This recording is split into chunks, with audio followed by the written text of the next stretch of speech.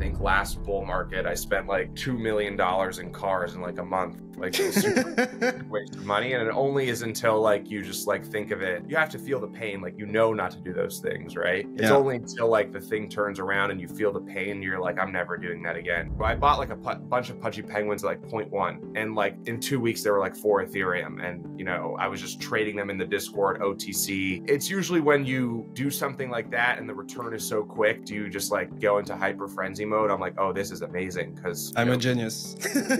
yeah. I have to do fun first really well, and once I have millions of users participating in fun, then I can upsell them on DeFi, right? And then I can upsell them on other things, right? It's just like the nature of like, you know, it's just first principles entrepreneurship. So I think like from our perspective, it's just like, you know, how do I take apps and projects that are built on top of this thing and put them through the what we call like the Andrew Tate TikTok machine? You know, if you're an internet marketer, you know exactly what I'm talking about. The clipping, the distributing, like this is what we know how to do, and this is where I think like it gets exciting. Like I think memes and NFTs share a lot of similarities, and they have a lot of pros and a lot of cons. I actually think the combination of meme coin plus NFT is the deadliest combination.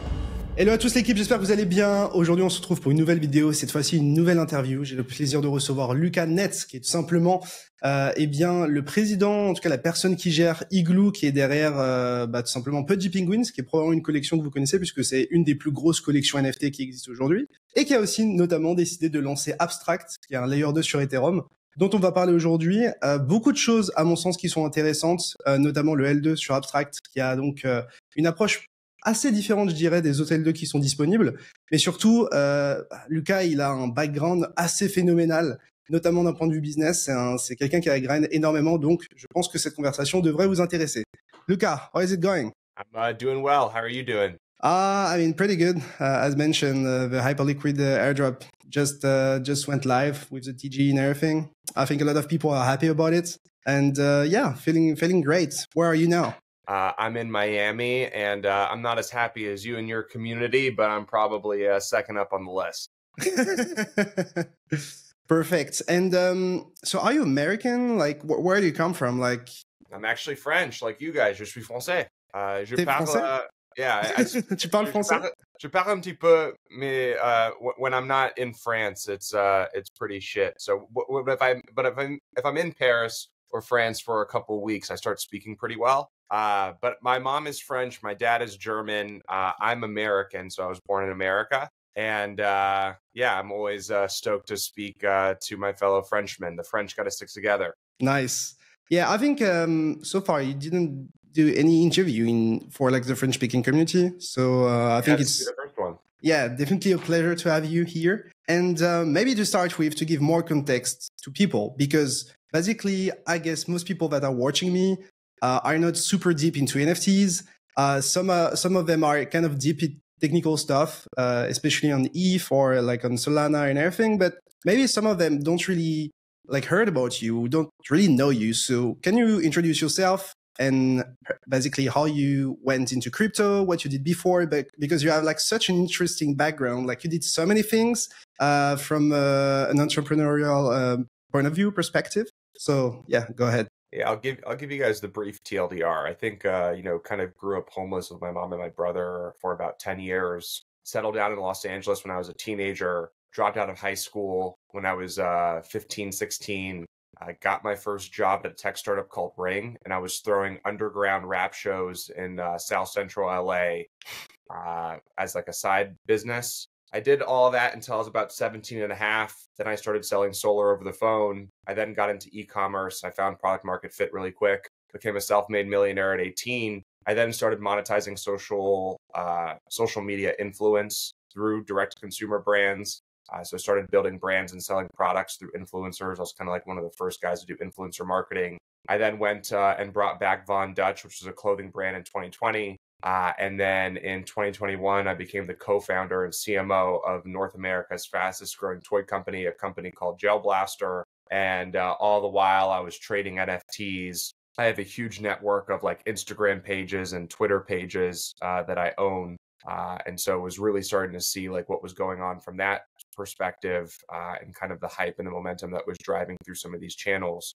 And then as my first NFT or PFP that I bought was a Pudgy Penguin, I ultimately really believed in the IP and the project and started, unfortunately, the project wasn't going where I thought it should go. And rather than complaining, I decided to step up to the plate and kind of show them what I thought, these brands could ultimately be. And so we bought Pudgy Penguins about 3 years ago or 2.5 years ago for $2.5 million. We basically bought it at the beginning of the bear market. So it was really the start of basically down only. And then, I guess the rest is history. Here we are today. So, just to give everyone some context, I'm the CEO of a company called Igloo. Igloo holds Pudgy Penguins. Pudgy Penguins looks to be the face of penguins around the world and ultimately crypto's mascot. And then we also contribute and own a couple, we work on a couple other businesses as well. One being Abstract, which is, I think, our consumer L2, obviously building for consumer the last 3 years. We feel like there's a huge opportunity from a chain level to actually help builders, usher in the consumer crypto revolution. We have Overpass, which is an on-chain licensing marketplace, basically makes licensing products on-chain super easy. And then we're actually working on an acquisition right now that I think is pretty exciting that you guys will see hopefully sometime soon. So the purpose of the Igloo is to push consumer crypto and the consumer crypto revolution. And everything that I think we want to do is just like targeted towards mass. So like, how do we just become that company that is ultimately, breaking through and, conquering the consumer crypto, category within crypto?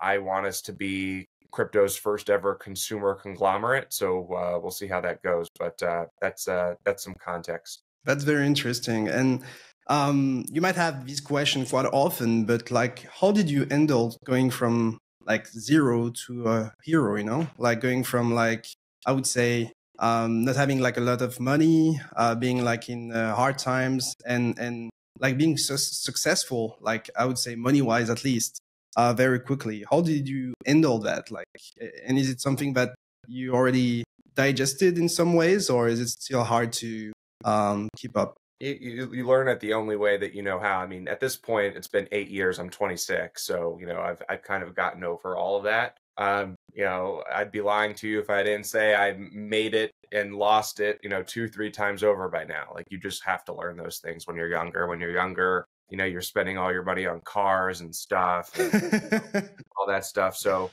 you just make tons of bad decisions. There was at one point where I think last bull market, I spent like $2 million in cars in like a month, like super waste of money. And it only is until like you just like think of it, you have to feel the pain, like not to do those things, right? It's only until like the thing turns around and you feel the pain, you're like, I'm never doing that again. And that's the part that's just like a part of being young and being dumb. And everyone here listening will go through that. You think those things matter and the Instagram posts and and then you look back at it like years later and you're like, that was so cringe, I should have never done that. So it's just a matter of life and evolution. And I think it's not if, it's when you realize that the watches and the cars and all that stuff is like so not fulfilling. But you only will know if you experience the pain of purchasing those things and then realizing that they suck, Yeah, man, I totally feel you. To be honest, like I'm a bit like older than you. And I started like creating companies like when I was 16, 17, and I've been doing that since then. Creating like an academy, which is now the largest French-speaking media, doing tons of things around it.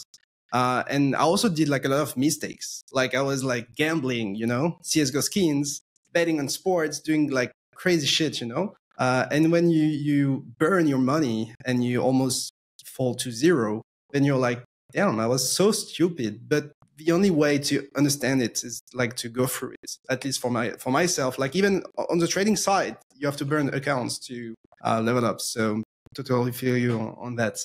You mentioned that you basically bought Pudgy Penguins and didn't create it. Was Pudgy Penguins your first point of contact with crypto? How did you get introduced? Like, what were your intentions? Yeah, so in 2016, 2017, I started buying Bitcoin, believed in it, obviously stupid, and was just trading it on the highs and lows and all that stuff. So I just wish I would have just held it for the long term. I knew what it was. So I actually thought that investing in the mining equipment was the smarter investment. So I was mining coins, but I was mining all the wrong coins. I was mining like Digibyte and things like that. So I had a bunch of 1080 Ti's from AMD that we kind of cranked up.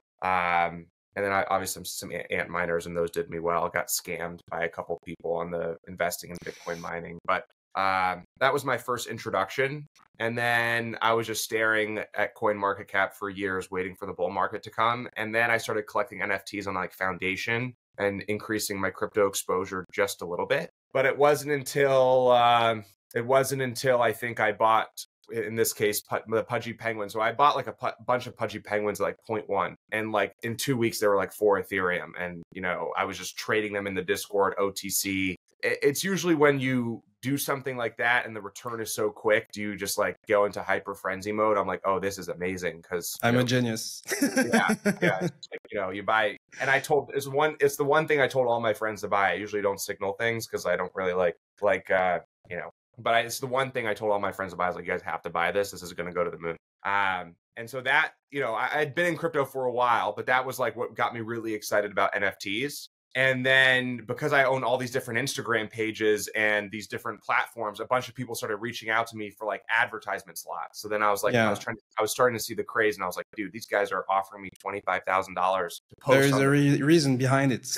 Yeah, I was like, what the hell is going on here? And then I saw the Bored Ape fundraise, and I was like, okay, next generation of brand, $4 billion. They have the revenue to support it. I was like, oh, this is a real business. And I always thought the 3 best NFT projects was Bored Apes, Punks, and Penguins. And that's like when I first got into NFTs, like those were the 3 NFTs that like took over the world. The thing is, Punks and Apes kept doing their thing, and then Penguins kind of fell off a cliff because like of just the leadership, and at no fault to the previous leadership. Like it's just a hard business, and I don't blame them. If I was their age and their scenario, with their experience, I would have done the same thing. And so I decided to buy it. I ultimately saw that Beanie wanted to buy it. The price seemed cheap. They were entertaining that cheap of a price. I was like, look, rather than just complaining, let me put my money where my mouth is.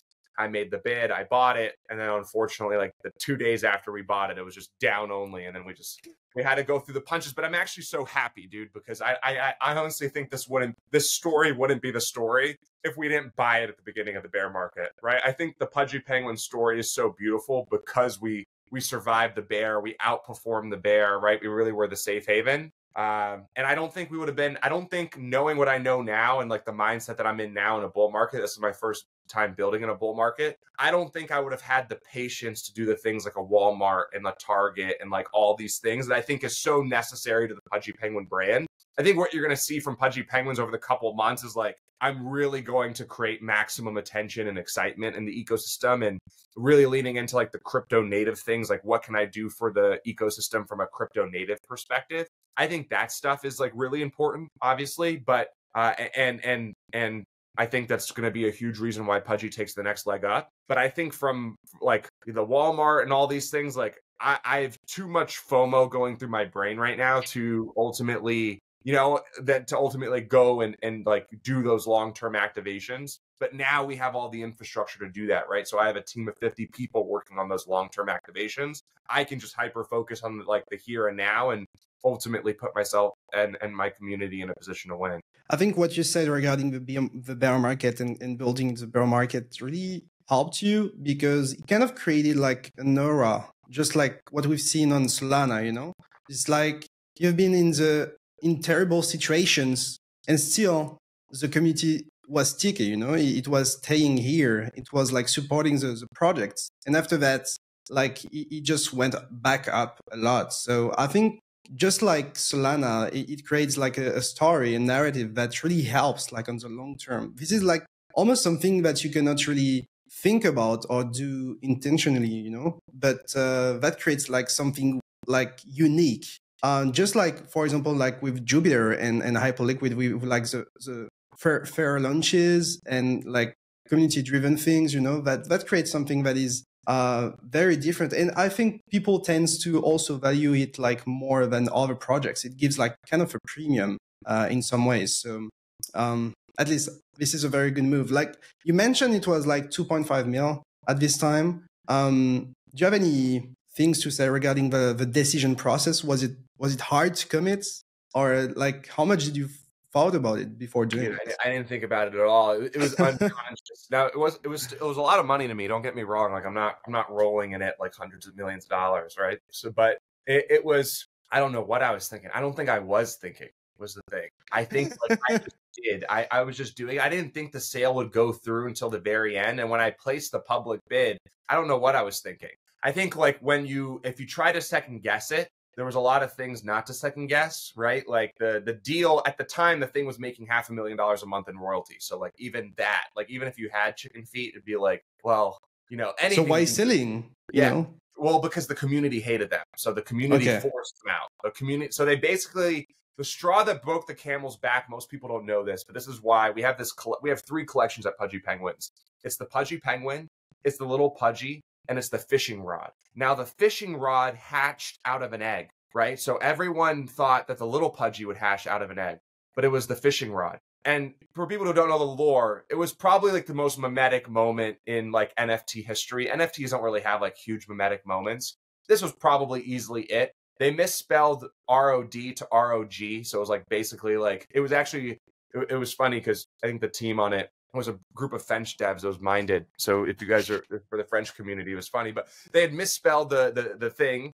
And it was like a huge rug pull. Like you had these eggs incubate animals, right? Like last time I heard that, it was with Logan Paul, so yeah. It was not a good thing. Yeah, they incubate. They don't incubate fishing rods, right? They incubate some sort of animal or mammal. And so it was like a huge rug pull, and basically like that's when the community was like, you have to leave, because everyone felt the same way that I did. It was punks, apes, and penguins, right? But and at this time, like apes were like at 50 ETH, and the penguins are like holding on to like 2 ETH. When they were printed in the New York Times or everywhere, right? So everyone was like, you guys got to go. You guys are idiots. Though, like, they didn't really know the true story, but, the community was like, you guys are out. So it wasn't like they wanted to stay. I mean, I'm sure they probably wanted to have, but the community wasn't allowing it. Like, it was like bullying, like full on just to move them out. And that's ultimately where I came in. And I actually had somebody that was bidding against me, and, here we are.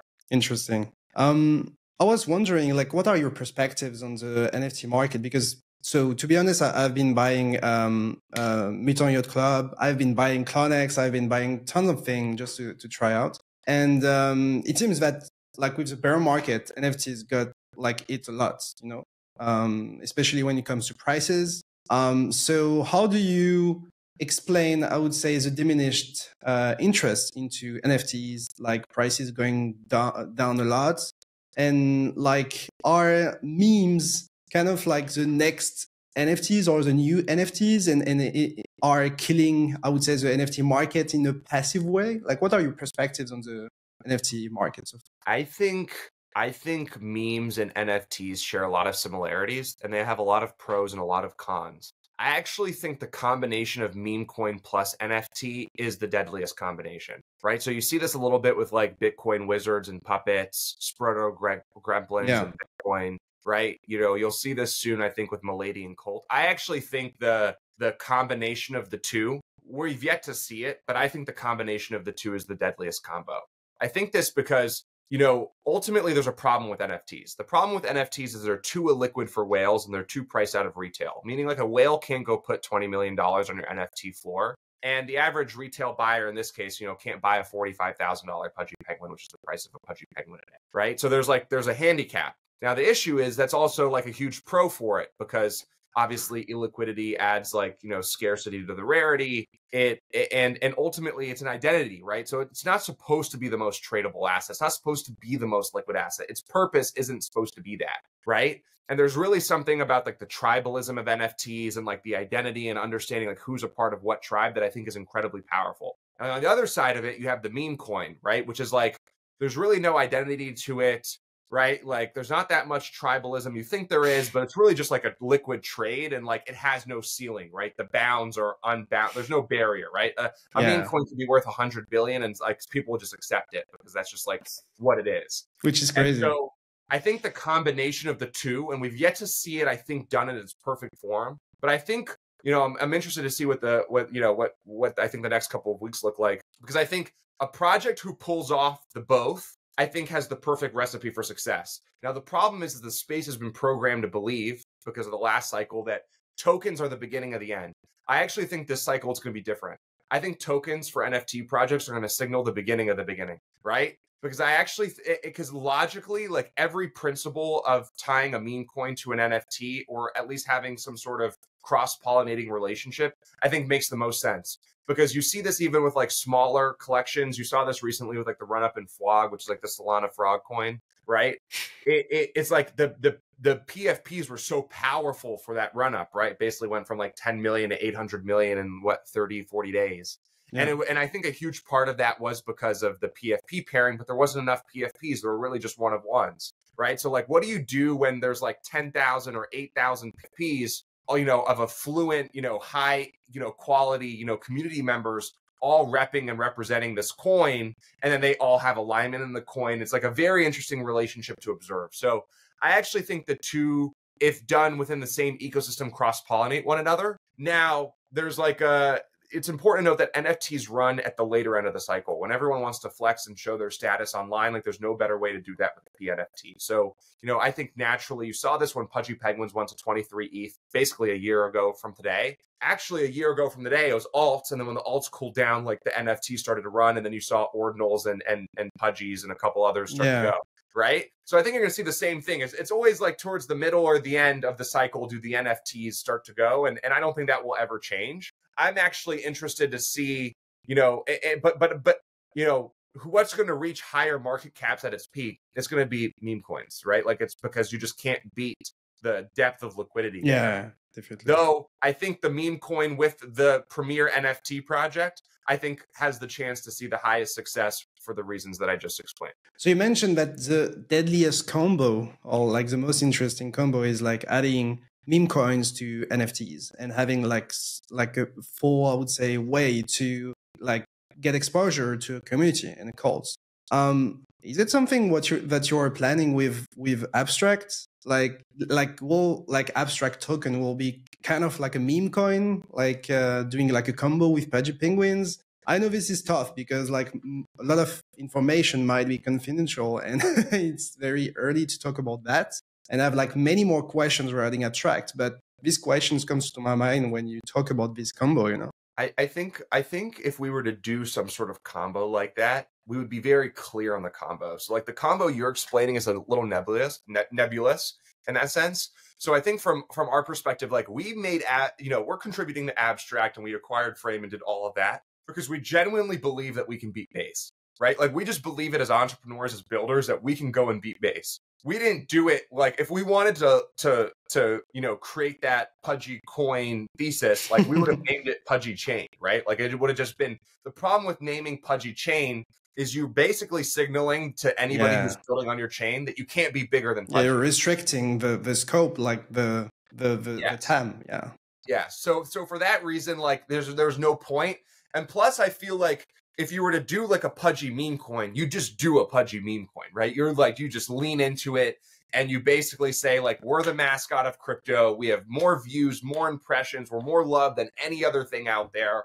And like, you just be really honest and direct about it. And you don't try to like scheme it through Abstract. I think Abstract is going to win by the execution of our brow and by the operational excellence in which we run our businesses, right? Like it's not going to win because, we have a couple hundred Pudgies, championing it or things like that. And like, obviously that community makes it easier, but it's ultimately like, it's not going to beat base because it has a Pudgy community, right? It's going to expedite our process, right? It's going to make things easier, but we're not going to beat base, which is like the highest performing team from a chain perspective that we've seen so far. So like, that's not how you're going to win. But like, I'm not going to, and you might see this sometime soon, like we're deeply exploring what I think this relationship looks like, because I think like I've told my community for the last couple of years, like we would never do a Pengu token, right? And the reason why we would never do it is because I think what we saw transpire with Ape. But just because what happened last cycle is not what's going to happen this cycle. And I think, like I said, I already gave a couple examples, and you can even reference Ape directly. Like when Ape went from $1 to $2 in one day, the NFTs went up 50, 60% with it, right? So there's this like positive correlation where it's like, what's easier to take and go and take to 10, 20 billion? Like everyone knows the NFT because of the nature of the asset, right, in which it lives. It's hard to do that with. But you do know that there's a positive correlation up and down, right?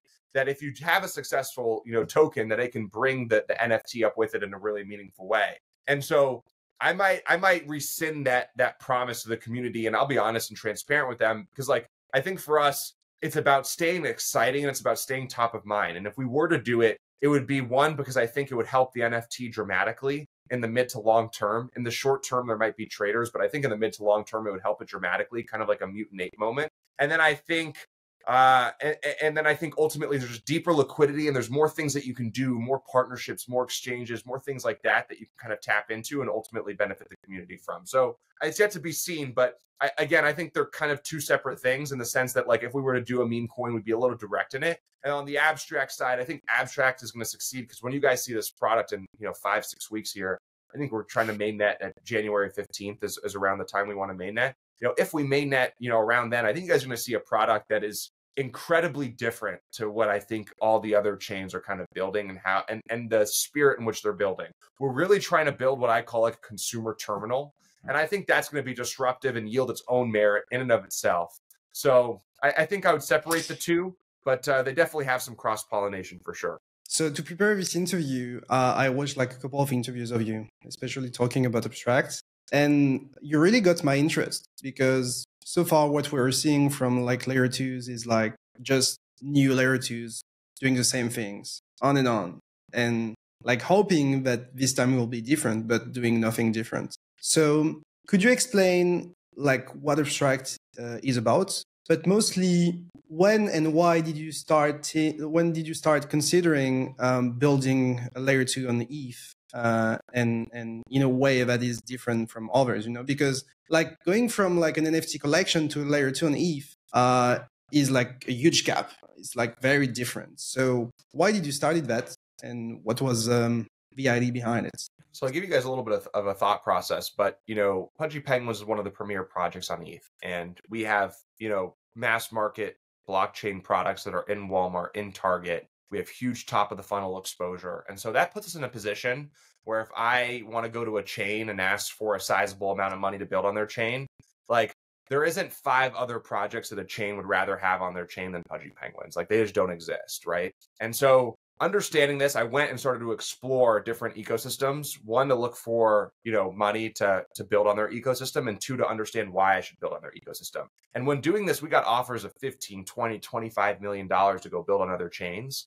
But then when I realized really what that exchange of value was, hey, we're bringing what ultimately makes your chain valuable to your chain. And though you're giving us a ton of money, it's really pennies on the dollar in terms of what you're getting in exchange. And that's one side of it, right? The business side and just like understanding like all the tech is being commoditized. So really who has the edge when building on a blockchain? It's really like the blockchain with the users and the community. And it's like, well, we have the users, we have the community. So your technology isn't any different than the next person's, right? I think it's probably the first. The more important one is I realized that all of the chains that we were exploring were kind of broken in their thought process, meaning like they were all building a general purpose blockchain. And I think fundamentally general purpose is really hard to execute on. And I think you're either going to get really lucky or you're going to have probably one of the best teams in the entire world in terms of entrepreneurs to actually pull that off. And really what I realized is that general purpose and consumer experiences is not synonymous, meaning they actually mean the opposite things, right? So building a general purpose blockchain is not building a premier consumer experience. And when you're looking at Pudgy Penguins products, we needed a consumer first blockchain to ultimately create and give us the experience that we needed for our end consumers that ultimately we felt was needed for mass. And so while understanding this problem, we were like, wait, there's a huge open ocean here and a huge opportunity where everyone's building general purpose and is stretched so thin doing 10 different things that we know consumer is the future. We know we've been building for consumer for the last couple of years. We know the problems from a blockchain side, from what is handicapping us for building the best consumer experiences, that there's actually not one singular chain that's owning the consumer chain narrative and is really building towards that narrative. Right. And so we had a little bit of an aha moment, which was like the same opportunity that we saw when we bought Pudgy Penguins from an NFT perspective, which was like, hey, we're seeing all these billion-dollar companies pop out here, but like what they're doing is not necessarily that impressive. We thought to ourselves, well, there's all these multi-billion-dollar L2s, but they're really not building towards the end future, which is consumer, and anything that they're doing is really not that impressive. Right. And so we ultimately saw the opportunity the same way that we saw in Pudgy Penguins, which is like, we think we can win the L2 game, right? Like we bought Pudgy Penguins not to just be another NFT project on the wall. I sounded crazy 2 years ago when I bought it. No one believed me. But I was like, we bought Pudgy Penguins to win, right? Because we feel like there's no other NFT project and team that understands this stuff the way that we do. So we're not just coming here just like the lollygag. Like, we're coming here because we see an opportunity and we think we have the skill set and the ability to make it better. Now, the elephant in the room is we just didn't build blockchains. And that's where the opportunity to acquire Frame, led by Saigar and Pedro and Beans and all these guys. And I think they're some of the best developers in crypto. And then, you know, that was probably the reason why we hadn't done it sooner, was just like, we don't build blockchains. And I'm very honest what I'm good and what I'm bad at, right? Like, we're great community builders. We're great marketers. We're great, you know, communicators. We're not blockchain builders. And then once I had dinner with Saigar and I kind of realized that like everything that we were good at, he didn't like to do and they were bad at. And like, you know, this, like the relationship, we felt like it was like a perfect, like, you know, sync up moment in terms of like, you know, coming together and actually doing this. So you mentioned that most L2s have like an approach with that is basically we want to address like everything at the same time. So general purposes, as you mentioned. So what's the reason behind that? Is it like because they honestly think this is a way to go? Or is it because like this is a way to get the highest valuation and get the most money out of it? It's the way to get the highest valuation. Fundamentally, right? Like, from an entrepreneur, like, first principles entrepreneurship is like, be really good at one thing and do that thing better than everyone else. Like, building a general purpose blockchain, there's no such thing as just doing one thing better than everyone else, right? Like, that's why I think purpose built blockchains are the future, which is like, you know, story protocol, like doing IP, you know, abstract, doing consumer. And in this case, just so you know what I mean by consumer, we want to do fun, right? So I want to own fun. I actually think consumer goes in phases. So I just want to be the most fun blockchain with the easiest onboarding experience, i.e. the name abstract. Because this is a way to attract some attention from the normies, because when you're talking about like, I don't know, ZK or data availability, or like, they don't care. And to be honest, like most people involved in crypto don't really care at the end of the day, you know? So that's like a super interesting approach. And this is really refreshing, you know, because it seems that so far, like projects that are launching are kind of clones of other ones. And like we are just bored of it. We're just bored of it. And the reason why they do general purpose is because Ethereum and Solana are the, you know, $100 billion, $500 billion things, and they're general purpose, right? But you have to understand, like Ethereum's trying to be a decentralized network state. It's like not what I think everyone thinks it is. It's really just trying to be this layer to humanity that is just censorship resistant, that like value can get exchanged. And it's like really important. The other side of it is like Solana is, you know, it's general purpose, but you know, it's like one in a, like, to me, it's Ethereum, Solana, and Base, and like anybody else building general purpose, I just have a really hard time believing that you're going to be able to execute. Even Telegram, for example? I think Telegram would probably could be an exception. I think because Telegram has the distribution, so it's the, you know, it's easy to build. They have the community. Yes. They want to offer fun also, I guess. Yes. It has a community and it has the distribution tentacle. So there's probably 5 chains that can actually go and build general purpose. But like understanding that like if you're going to build with like limited resources and start from the ground up, I have to do fun first really well. And once I have millions of users participating in fun, then I can upsell them on DeFi, right? And then I can upsell them on other things, right? It's just like the nature of like, you know, it's just first principles entrepreneurship, right? So, you know, if Luca and Igloo team went and told you guys that like, hey, we want to build the most fun L2 with the best consumer experience, you could believe that we could achieve that, right? Yeah. If I went and told you I wanted to build a general purpose blockchain, you would be like, well, you're not super legit to do it. Yeah. How are you going to do it? Right. Like what makes you experienced in the guy to go do that? Right. Like I don't have any. Right. So I'm not going to go do something. And that's just me living in my reality. I think most blockchain builders don't live in the reality. Right. Which is like, you know, you can go see me doing a viral blockchain. Right. Like, can you go see me doing, you know, the next great, you know, data availability like stack? Probably not. Right. I think there is like kind of an echo chamber in some ways, because like a lot of crypto tend to speak with crypto people. They don't speak a lot to normies. So I think sometimes they have like an hard time to understand what's going on and how to get the people on chain. You were mentioning that Abstract is a layer 2 on Ethereum. So why? So why deciding going on Ethereum? Because like you had like other ways to do it. I guess Pudgy being on ETH like really helps to go this way. But did you consider the other solutions, and what was the final, I would say, reasons of going on Ethereum? I think, Pudgy Penguins wants to be the mascot of crypto. So like we didn't do it on Ethereum because like we wanted to stay Ethereum aligned. Like I'll go do something on Solana tomorrow if I want to, right? Like I don't think we've built like a purist culty maxi community. Like I'm very clear. I've been this for years. Like I want to be the face of crypto. Like I don't want to be the face of Ethereum. I want to be the face of crypto. And because you could sorry to interrupt you, but you could get some pressure from your community by building somewhere else from Ethereum, I could, and ultimately, like that's where I have to communicate and have that conversation with them. I think naturally, like we're not going to win because we're building a better tech stack. I don't want to build a better tech stack, right? Like, so ultimately, the back end of the blockchain, I think, we don't really want to go and try to reinvent a ton of different things. Now we have panoramic governance, things like that I think align, builders and users and the ecosystem in a really interesting way. I mean, there's definitely levers and mechanics that we're pulling that I think are super interesting. But to be frank, like to build the consumer chain, I think is to build the best front end experience, right? So what you're going to see from Abstract is really a consumer terminal in a way that I think no other blockchain has kind of built this type of consumer terminal, which is like one central destination to go do everything that I need to do on the chain seamlessly and easily.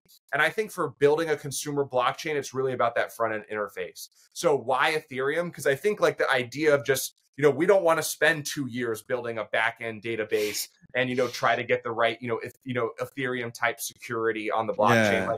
Like Ethereum does that and L2s do that in a really meaningful way, right? Like we're going to win the L2 race because we have the best top of the funnel distribution, the best marketing, and because we have the best experience, right? And the best ecosystem. Like those are the 3 ways. Like we're not going to build the best L2 because we have the best tech stack, right? Like that's not our skill set. That's not what we want to do. But I don't think the tech stack is what's necessarily going to make these things win. It's like ChatGPT and Claude. Claude has catched up to ChatGPT if you use them like in a very meaningful way. I mean, they're basically like 1 degree of separation away from each other, right? But like, why does ChatGPT win? Because it has the users, it has the branding, it has the brand, it has the community, it has the distribution, right? It's number 1 everywhere.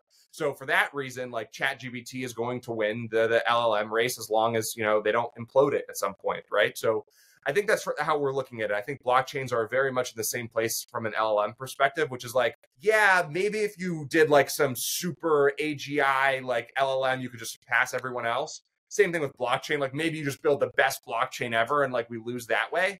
But that's like one person and then there's everyone else. Like I think from our perspective, like I'd rather just follow the suit that I know tech seems to follow, which is like users and brand win at the end of the day.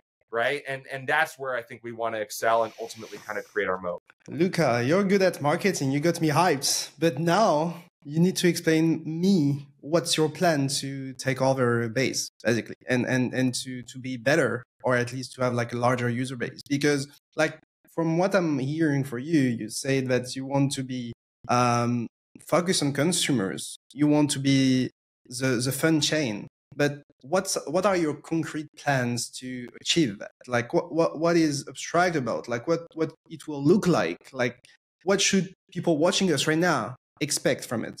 Yeah, so I think like how you get there is one we're a younger group, right? So I think like I posted this the other day, but I think this is a Gen Z, Gen Alpha bull run. So like what does that look like? Like how does Twitch meet Google Play Store meets like, crypto terminal with all your bells and whistles, like in one destination and one domain would probably be like maybe the first one. And then I think probably secondly comes the ecosystem. Like we're pretty based and unhinged in the sense that like, I know what's fun. I know what this new generation wants. I know what goes viral on TikTok and all these different socials. And I really want to create an ecosystem that's feeding that.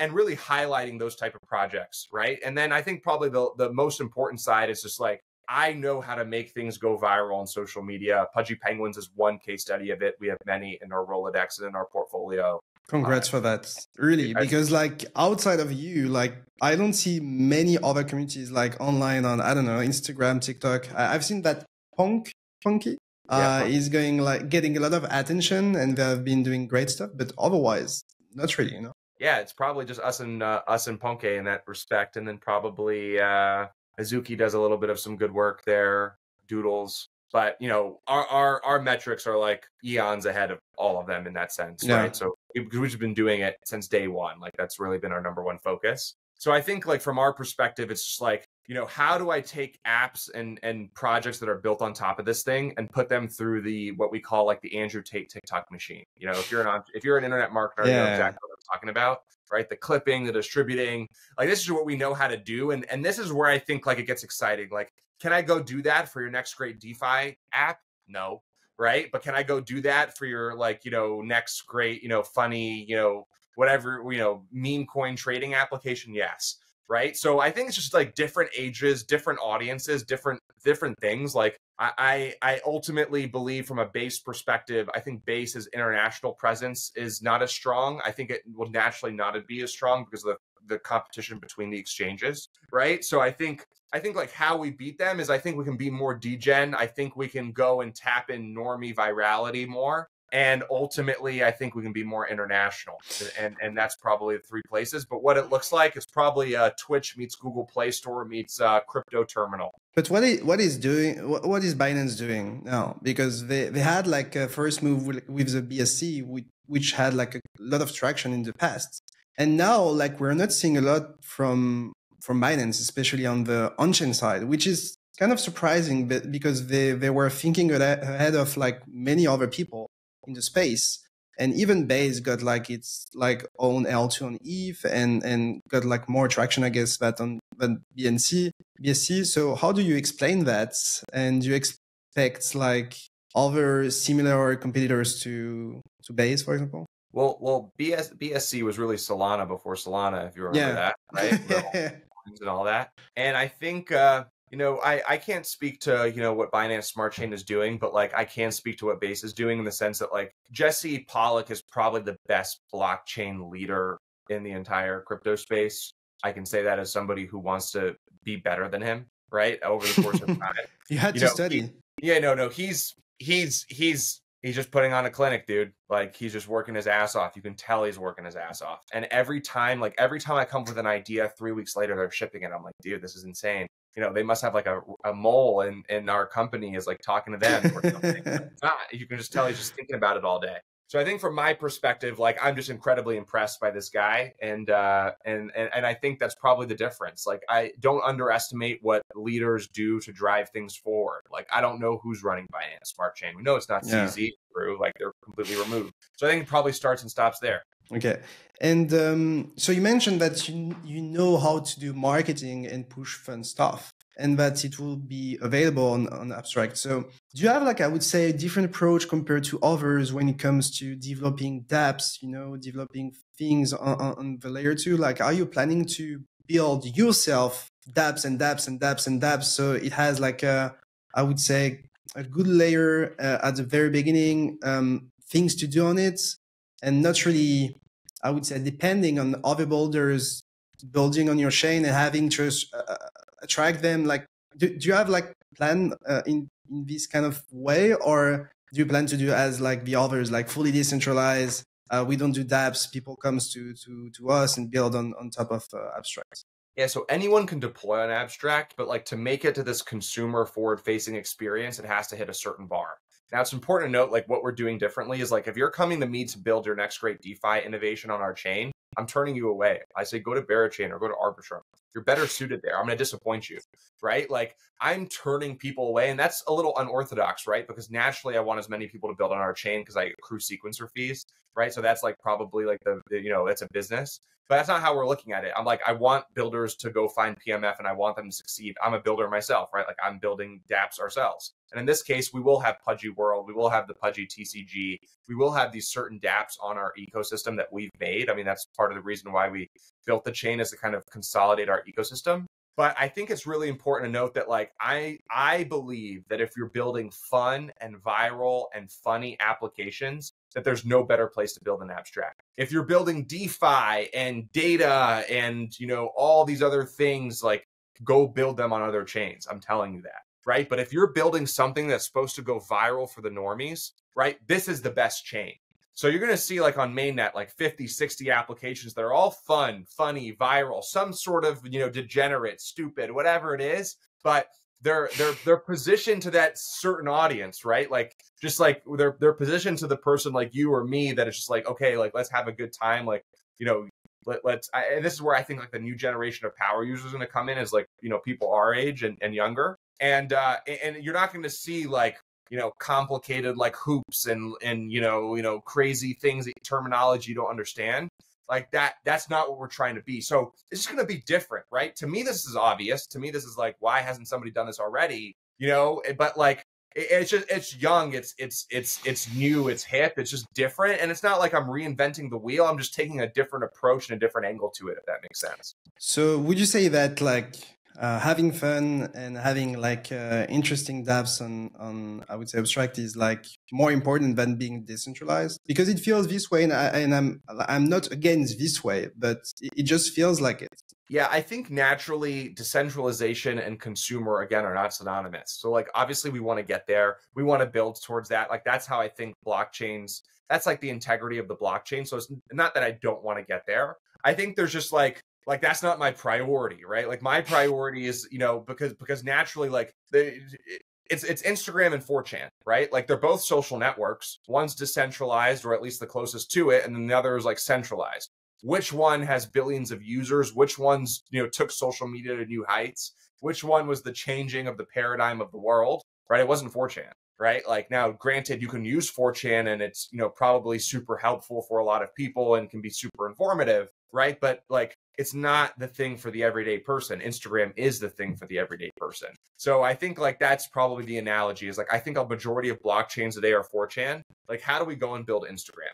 Okay, and so you mentioned that you've made dApps that will be available whenever the mainnet is live. So what can we expect from it? Is it like about trading meme coins? Is it about like having like a decentralized version of Twitch, of YouTube, of Twitter? Like what we will see basically in like a month and a half? Like, because like what's the argument of me going on live on Abstract? Like why should I have a wallet going Abstract? Do you have anything to tease? Yeah, I've got a bunch. First, I'll say this, as you're a content creator, we will have our hyper liquid moment for content creators on Abstract. Okay. Meaning, if you're streaming content, if you're making content, we're gonna have a whole built-in streaming hub. I'm basically going to reward the shit out of streamers. I'm just going to say this now, and I'll be honest and transparent about it, and I'm going to own it even more.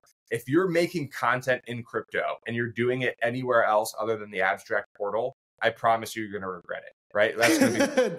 Don't fumble, don't fade.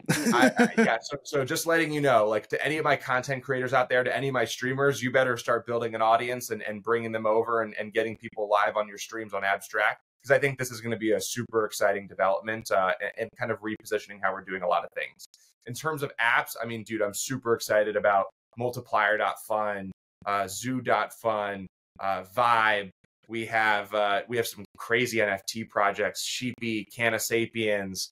We have a ton of builders building games. We have Pudgy World, the Pudgy TCG. So, Pudgy World's like our open MMO. Pudgy TCG is like Parallel, but the Pudgy version. There's a ton, dude. I think it's gaming, it's meme coins and degeneracy. It's betting, it's sports. You'll have your different type of casino style products. I'm pretty sure if they'll get it out in time. AI crazy, but all fun. All like obviously fun is subjective, but all not taking things too seriously. Yeah, it's not like you're like I said, if you're building something super serious, I think there's other ecosystems to support it.